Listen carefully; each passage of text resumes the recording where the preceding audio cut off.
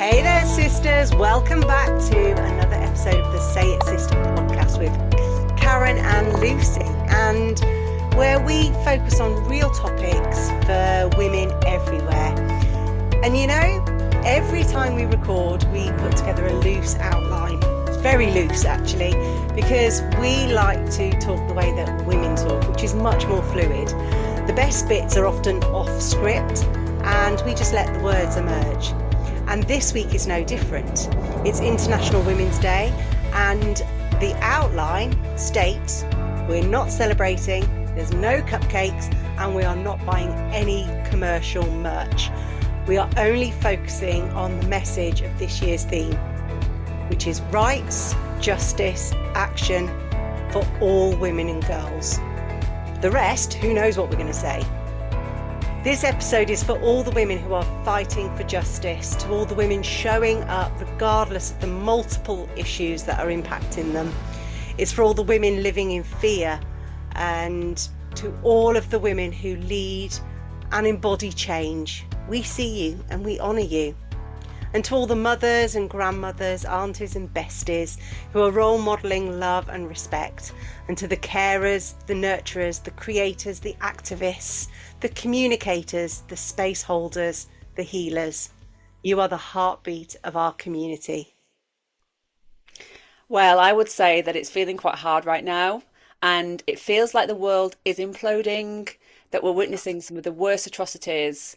Well, they happened a long time ago, some of them, but we're actually seeing it for the first time now, and that justice is moving far too slowly. Yet even as we see brutality, we can unite in our strength and solidarity as sisters, friends and leaders.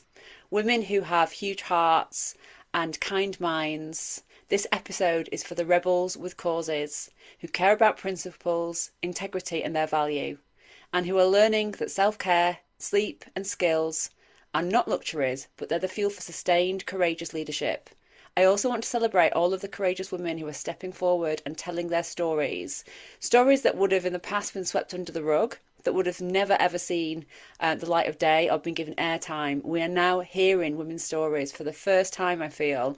Women like Giselle Pellicot's amazing interview with the BBC, to Louise Thompson, who was lobbying for better care in maternity during labour and postpartum.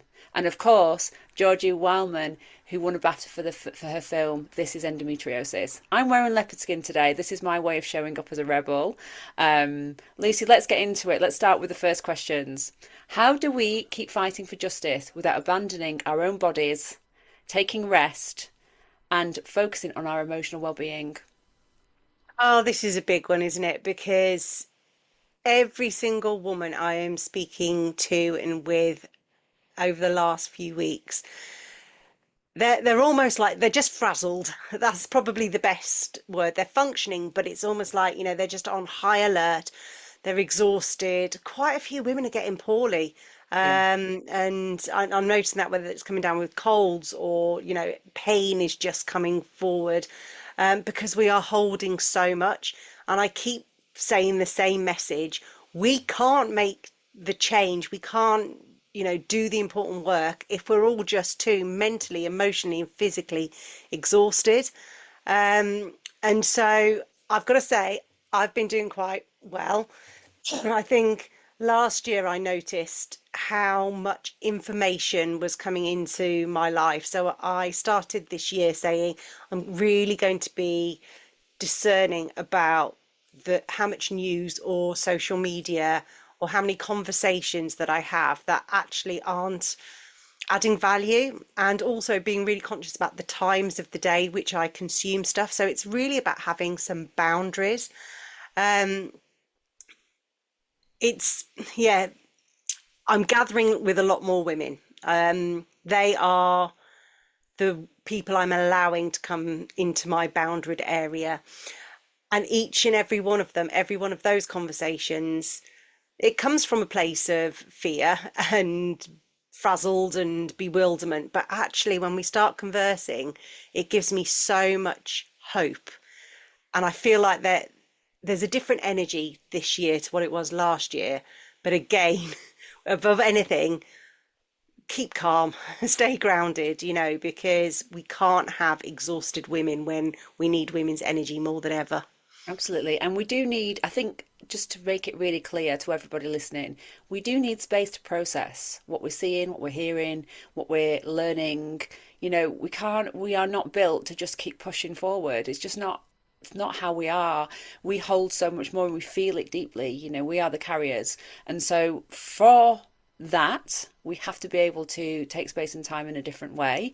For me, my heart has been really impacted and I've been crying a lot more because I've been watching things and it's been moving me so deeply that I've been, it's like I can feel there's a need for tears.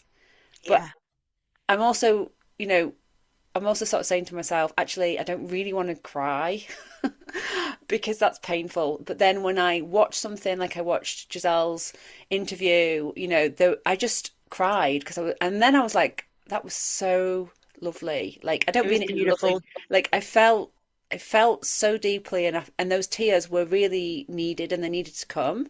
And I felt a sense of relief, and the way she talked about Mm. rape and the way she talked about sexual crimes is so powerful. It's the language that she uses, it's her power, her strength, and also how women respond to her. For me, it's just that's what happens when we unite and come together in the right way. And I feel like for us to think that we can just push through and compartmentalize and all those sort of phrases, I don't think that is what we're here to do. Actually, I think we're And here to grieve, to mourn, to shout, to say well, no she's a more. really good example, and she talks about it in her interview about pace because she said for the first 4 years, well, after he'd been arrested to when the trial started, it was about 4 years. And she said she wasn't ready then to say her name and, waive her right to anonymity. And then she did. And then she obviously got the support. But then after that, then she needed to go away and heal. And we didn't hear anything of her. She went eventually and wrote her book and stuff. But she then needed time to rehabilitate herself and re-find herself. And now she's taken another wave. And this is, again, just the way of, it's probably humanity, but definitely the way of the woman, where we go in cycles and we heal and we move forward. One of the things that I'm finding is that with every news story that comes out, it is triggering me. And I say that in the way of, a lot of these things directly have never happened to me.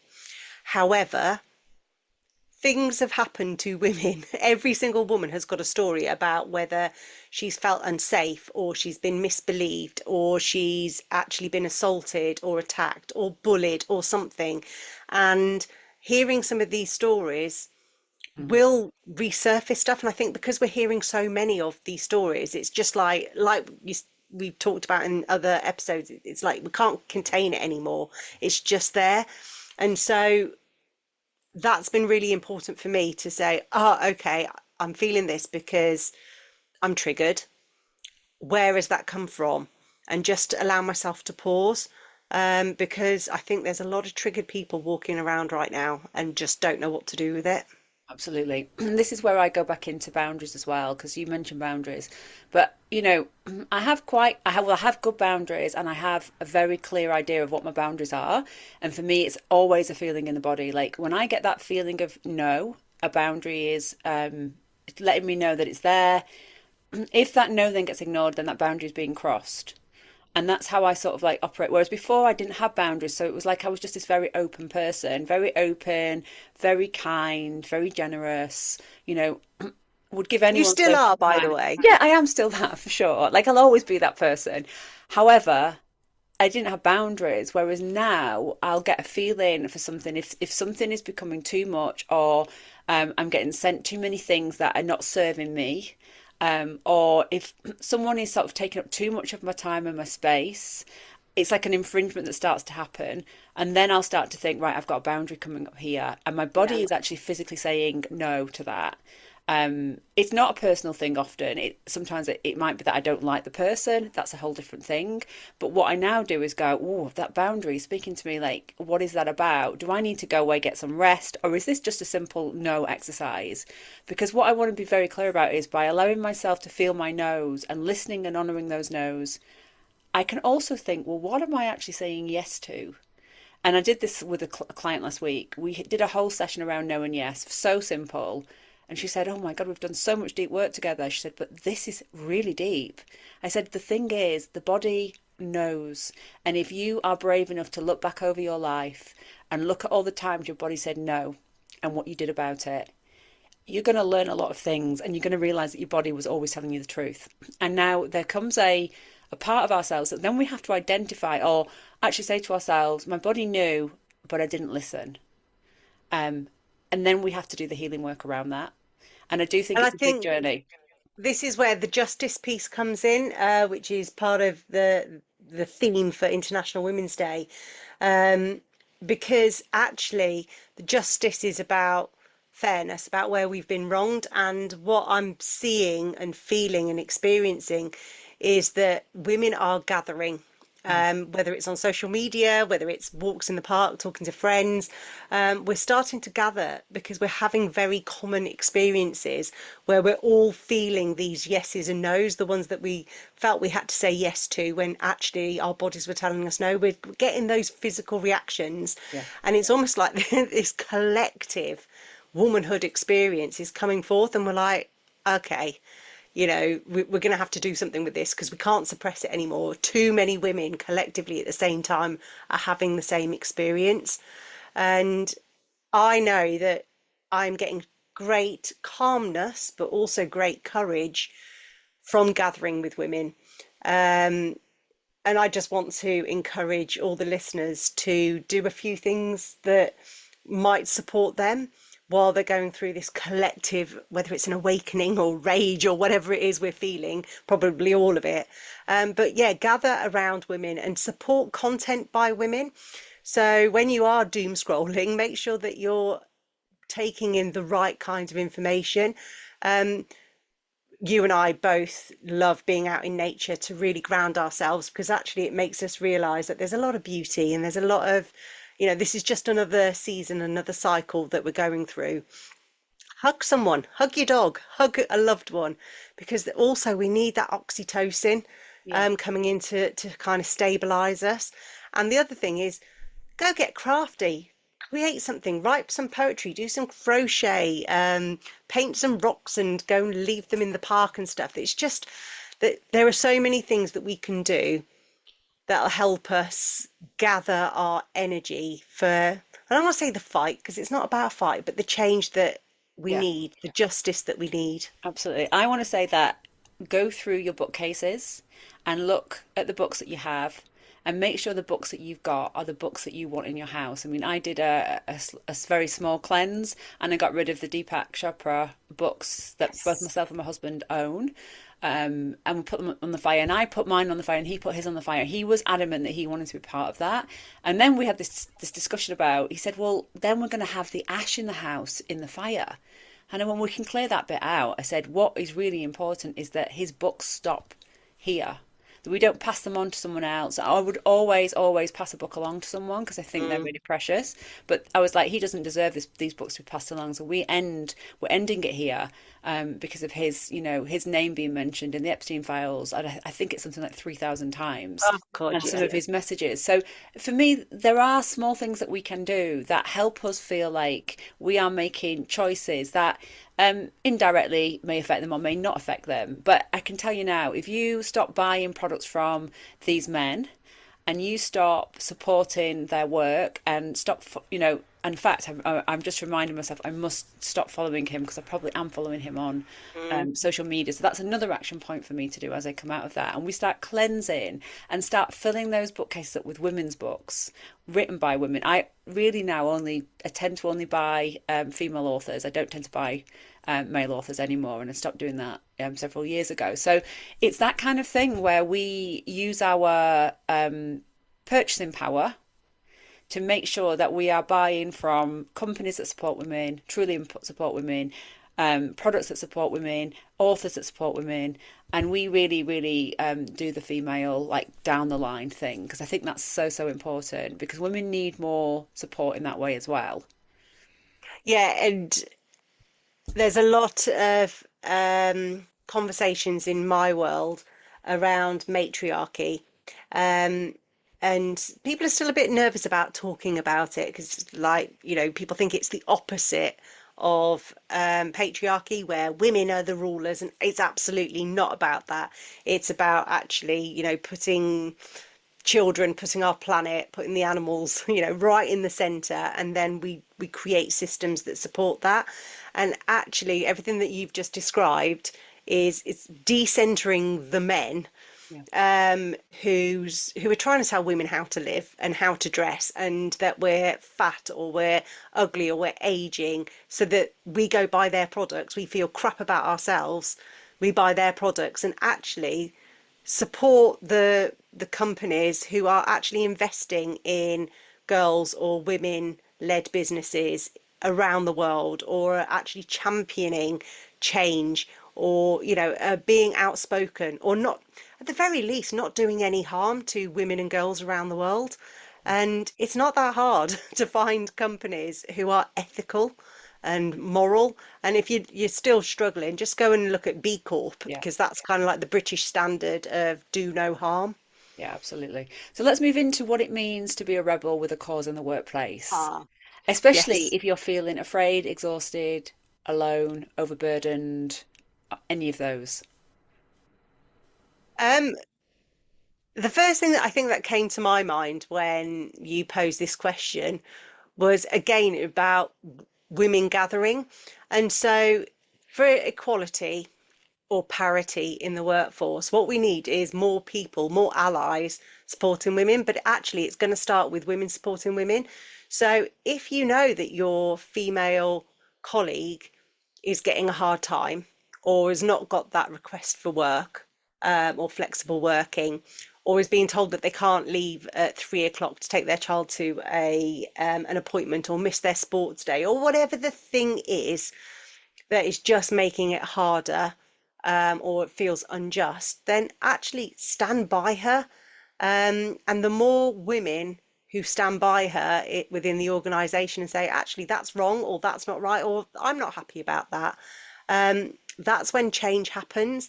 And there's this theory, which is that if only 3.5% of a population rises up and says, this isn't right, we don't like this, then actually change is almost like inevitable.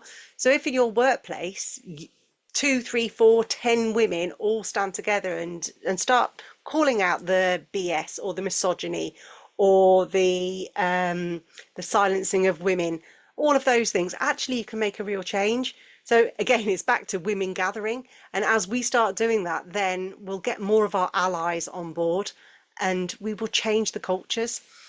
What are your thoughts? Well, there's loads of thoughts I've got. I think there's a lot about like taking care of ourselves first and listening to the emotions. I think when we see what's going on, like there's a awakening or a waking up that's happening, and I think women are waking up in mass. And so as you start to wake up, you're going to see a lot of things because you're basically saying, okay, I allow myself to now see. And Yeah. when you do that, you start seeing things everywhere. And that can be actually quite scary if you're not talking to other women or not in groups where you can share this sort of thing. It can feel really isolating because it's like, am I the only person who can see the elephant is in the room? Is no one else seeing this elephant in the room? And everyone's going on as normal, but you can see it. And I think we have to be really, really strategic about how we go about that next step. And so I think that's the thing for me. Like awaken, see the elephants in the room, you know, spot what's going on, and then you need to start aligning and you need to start being strategic because it with all the best will in the world to say, well, I'm now going to go quit my job because I've seen that that's really unfair. Well, most women are not in a situation where they can do that. Those And that that's not do, justice. That's not justice. no, and because I think we all go into that like extreme place of going, well, I will then that's and I have had women do that. They're so incensed that they go, right, I'm out. This is the final, like as I always talk about the breaking points, that's the final breaking point. Now that I've seen that thing and how unfair it is, I'm leaving, and they walk and I'm like, good for you. But a lot of women are not going to do that. So therefore the strategy, which is what you're talking to as well, like, okay, if this was a business challenge, how would I approach that? Like what would I do to approach that? And how do we mobilize? Which conversations need to be happening with whom? And how can I, put a case together basically, because women are brilliant when we see what's going on. This is the thing that I love about this is one of the main reasons why I work with women, is because when they see the crap, they're like, the eyes go up and they're like, oh my God. And then creativity flows and things start to Yes. happen.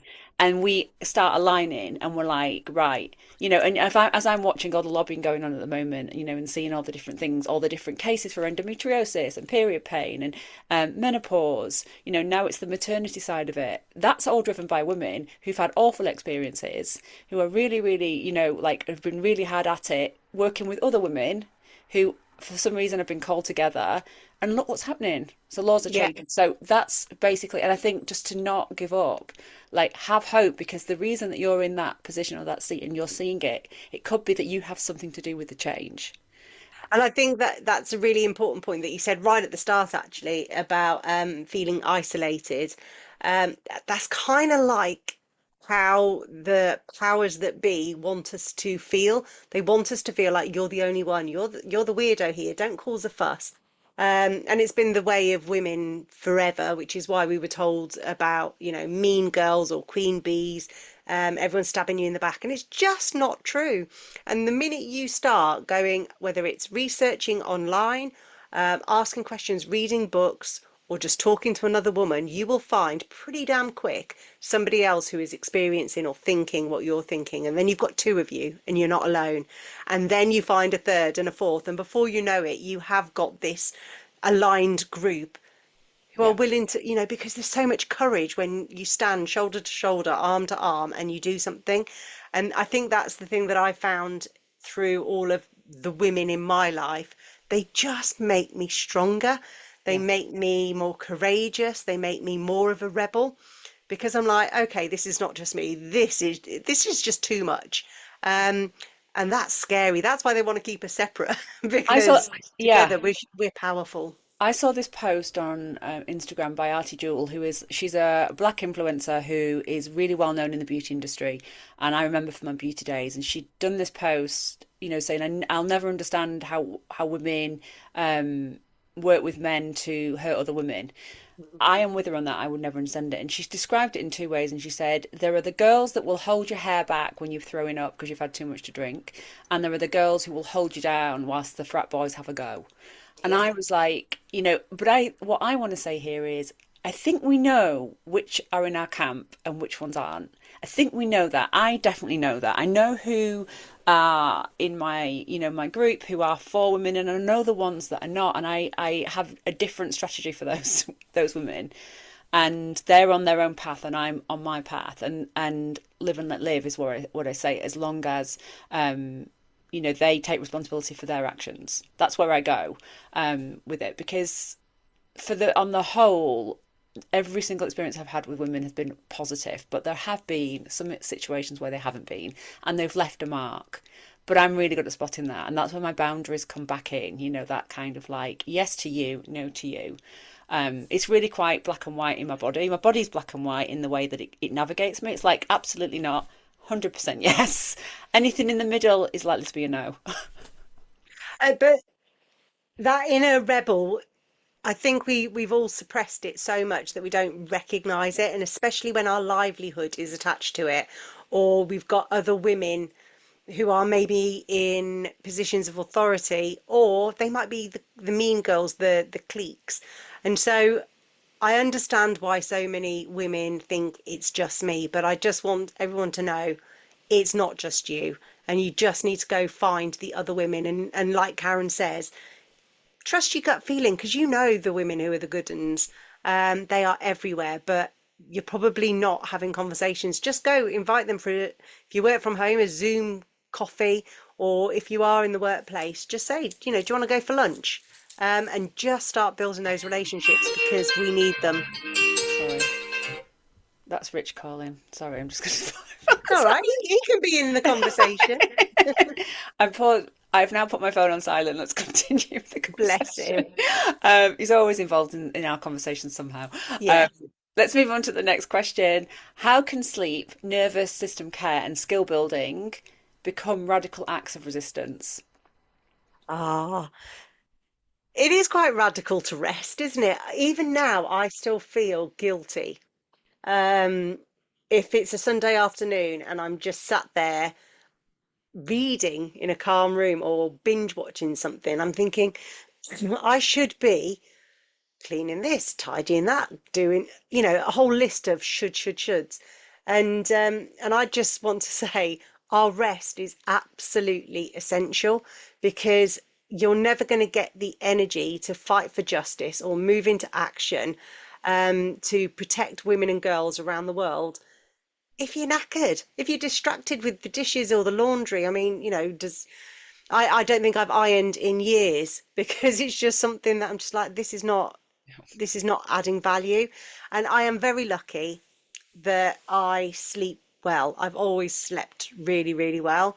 Um, but I know so many women who are going through perimenopause who aren't sleeping, and I just see how depleted they are, and they keep trying to carry on, and they are completely and utterly depleted. So yeah, your rest and your recovery and your restoration, it's a life skill. It How is, are and you with it's. your sleep? I need a lot of sleep, but because I've got a 7-year-old who really likes to still get in my bed, it is my sleep has just been destroyed since I became a mum.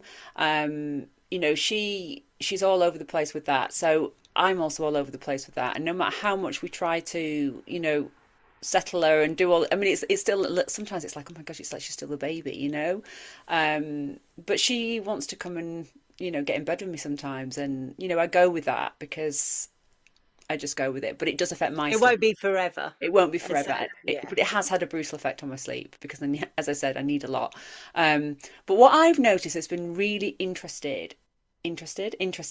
is that like last night it was absolute chaos downstairs. Catalina and Ernie, the puppy, like the carnage that those two create together, because he's high energy because he's a cockapoo and he's 6 months old, and she's 7 and her energy is wild as well. So them two, when they're in a room, you're like, and I could hear it downstairs, and I just thought, I'm not going downstairs. And so I shut the door in the bedroom. I built like a bit of a fort around me even. I was like, I'm not going down. Good for you. And I just sat there, and and it went on and on and on and on. And I just thought, I'm not going. There was a part of me that was like, you're not going down. You will stay here and let that unfold. And whatever happens, happens type thing.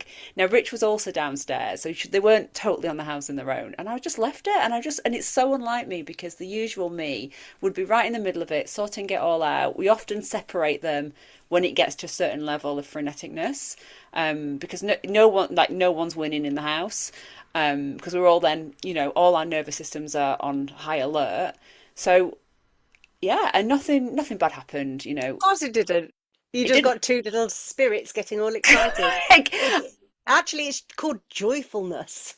it's called joyfulness, but if you were in the house, you'd be like, "Oh my God!" Because me and Rich are just, I mean, his body is falling to pieces at the moment because he's so rigid because of the tenseness, and I also can get quite tight in my body. So we are showing that we're carrying extra stress through how our bodies are feeling. So and both of us are a bit like, how do we manage this? Because we've had 4 months of two crazy, like a crazy puppy and a crazy child together in the same room. So yeah, I'm not moaning about that, but what I'm trying to say is there's a part of me now that is sort of letting things slide and moving further back from things because I just think it's not serving me, so therefore I'm just going to let In the it. whole grand scheme of things, is this really important? I just you've sparked a memory in me. And it was during the COVID years where we were all a little bit confined, and I'd hear my girls making all this racket, and to me it sounded like they were like properly arguing, and I'd storm into the room and say, "Will you shut up?" They were like, "We were laughing, mum." I'm just like, oh, I'm sorry, but I could feel myself getting more and more and more tense because, yeah, when you hear it through other walls, it sounds worse than probably what's actually It going actually on. is. But yeah, I think when you are carrying a lot, even the small things, when they wind you up or they attack you, you feel it in your body. It's another signal, isn't it, to say, oh, I do need this rest and I do need this recovery. And I'll just like for me, it's always been bath time. Yeah. I make sure that when I'm overwhelmed, I just go into my bathroom and I just have lots of bubbles and I just have a good old soak for 45 minutes, an hour. It's like a little cocoon for me. Um, but quite often in the evenings, well, in the winter evenings, I like candles and I know you have your log fire, and it's about building that little safe space that actually is, it's all quite natural, really, isn't it? Whether it's the candles or whether it's water or fire, whatever, surrounding yourself with the elements just to create that calmness. And it might only be for half an hour. That might be all it is. So my life, honestly, is quite calm, but I've chosen it to be that way. I filter things out, and I can honestly go quite often, a good couple of days before I've realised I've even turned the telly on. Um, so yeah, rest, restore, but you've got to have a calming environment, and if that means you need to barricade yourself in the room, do it. And I think that's my point to everyone listening, because there's going to be so many women who will be thinking, "Oh God, yeah, the barricade moment." Like, we do need to know when those moments are needed and take them, because otherwise, Yeah, the other response I could have had would have been to go downstairs and start shouting. I yeah. was like, it's not going to serve. They're both frenetic. I'm going to be frenetic, and then I'm going to throw that my freneticness, my rage, at them both.